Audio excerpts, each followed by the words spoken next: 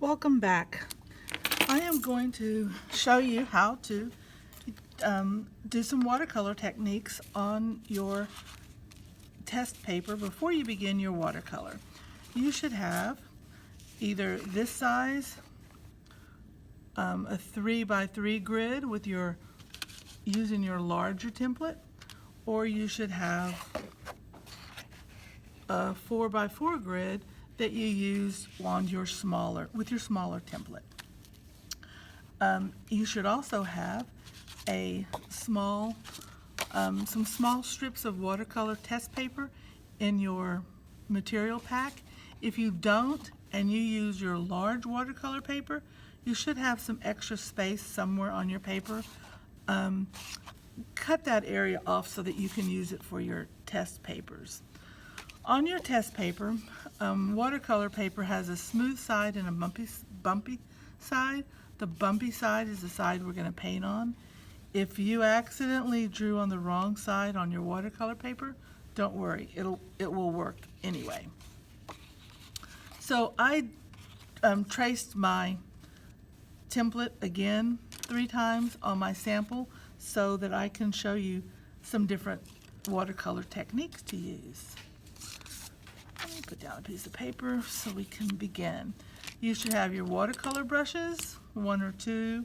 You should have your watercolor, and you should have a paper towel or a rag and a half a container of water. So the first step that you were supposed to do is pick a color scheme. If you look at your color wheel, I want you to pick an analogous color scheme, and that is any 3 colors that are side by side on the color wheel. And if we look at this color wheel, we're going to look at our primary and secondary. So I could do orange, yellow, and green. The yellow, orange, and yellow, green will automatically be made when I mix my yellow and green, and yellow, orange is made when I mix my orange and yellow. Or I could come to this side and do red, orange, and yellow, or I could do orange, red, and violet, or red, violet, and blue. As long as they are 3 in a row on your color wheel, you'll be okay. So today I am going to choose, I love greens and yellows. I'm going to choose green, yellow, and blue. On the bottom right corner of my watercolor paper, or bottom left, right or left, you are going to write down the 3 colors that you're going to use. So I said yellow, green, and blue. So I wrote those down in my corner so that I don't get confused as to what I'm doing. If I forget what I'm doing, I'm look down, I know I'm painting with either yellow, green, or blue. You'll be able to use another color later. Right now, I'm going to stick with those colors. So in my watercolor, I have a couple of different kinds of greens, and I'm going to use all those different greens. I'm going to first activate my colors with a little bit of water so that they can be ready when I am ready to paint with them. The first technique I want to show you is a faded wash. And a faded wash, and decide if you're going to paint either the background or the foreground. I'm going to paint the foreground on this one and the background on this one. So this I'm going to use green. Faded wash. I have a little bit of water, a little bit of pigment, and I am going to put down my color, rinse really quick, and grab water and pull the color out. The key in watercolor is not to rub the paper, and if you have too much pigment, just sort of dab it. Let's do again. When you start, never start in the middle, always start on an edge, and you want your color and your water to float on top of your paper. Rinse the brush real quick and move it around. So remember, don't rub the paper. rotate your watercolor paper. Never put color right in the center. It doesn't have to be solid. You don't want it to be solid, really. I'm going to get a little bit of that other color green so that I can transition from one shade to the other. Put down water right next to your color and pull it out. This gives you a lovely a variety of color. And let's say, but Miss Luna, I want it to be a solid, more of solid color. Okay, let me show you how to get that solid color. Grab a little bit of your color and put into your water, and then just move your water around.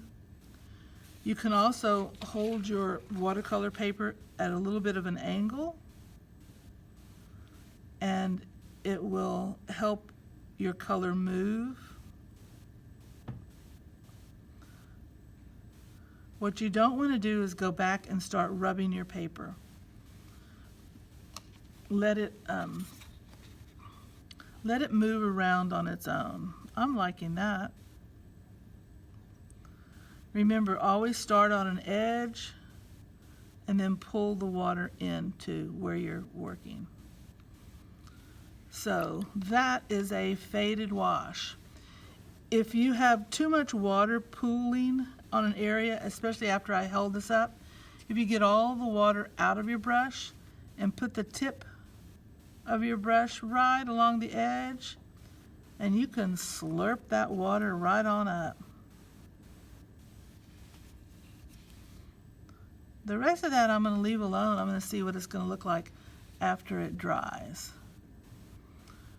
Now, I can't go and paint this area right here because this is wet, so this has to dry. So I'm going to move to this area, and this time I am going to paint the background instead of the foreground, just because I can. I'm going to start with blue this time, and I'm painting the background, and I'm going to show you how to do a value edges. Value edges are very similar to the one I just showed you how to do, but you're going to saturate your tip of your brush with a whole lot of color and paint right along the edge. Quickly rinse and get water and dab along your edge. You got to do it fast, because if you don't do it fast, that the color will stain your paper. Then move the water out.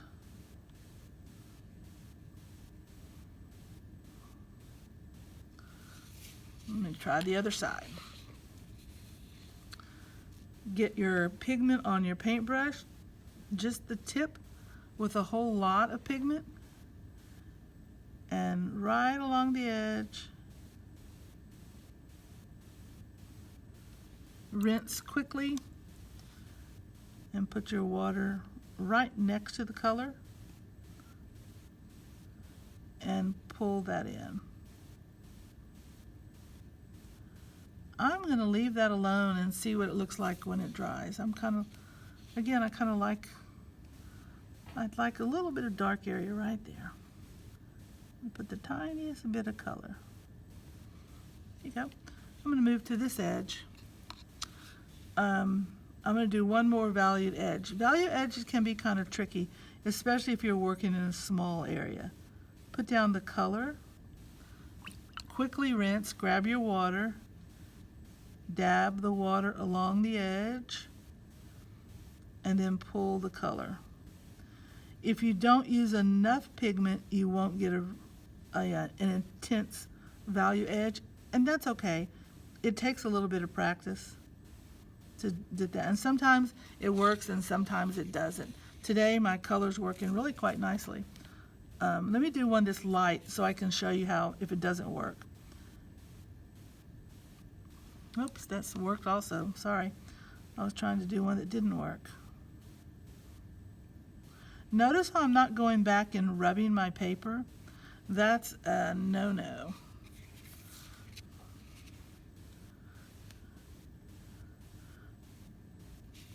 I'm holding my brush at an angle and I am using the tip of my brush that's going to hold the pigment,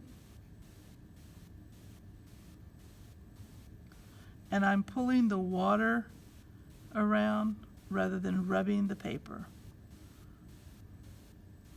You can go back and do other stuff to those later, but right now I want to leave them alone. I'll skip that part. The last one, I'm going to do this one, and I'm going to do this one using the wet on wet technique. And this time I fill my brush with water, and then I paint the area that I want to put my color in with water. And now I'm going to grab my color, and I'm just going to drop my color in. And I'm going to let it move around all on its own. And I'm going to add some blue to that also. You don't want your color to be too dark, because if it's too dark, you won't be able to add a glaze on top. And I'm going to show you how to glaze. And if you do too much mixing like I did right here, it's going to just look like another color. You won't see both the colors if you use two colors. So again, I'm going to put down some water where I want my color to be. I'm going to carefully drop my color into the water. And then I'm just going to rotate my paper around.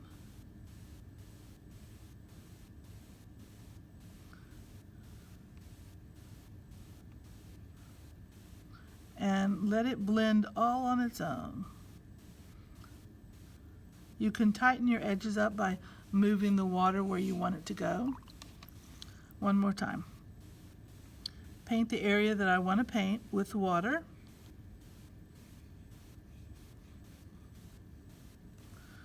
Grab my color, drop my color in,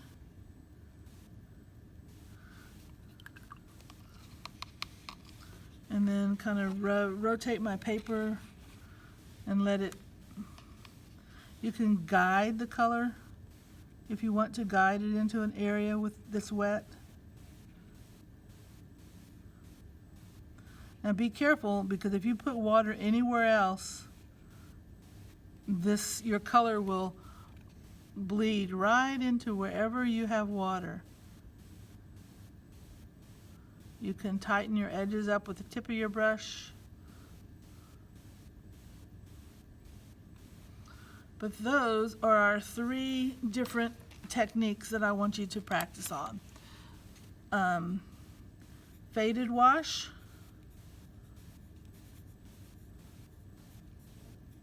value edges,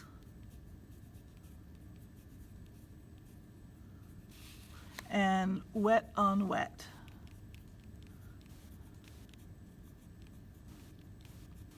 Practice those, and I will show you your next step in just a moment.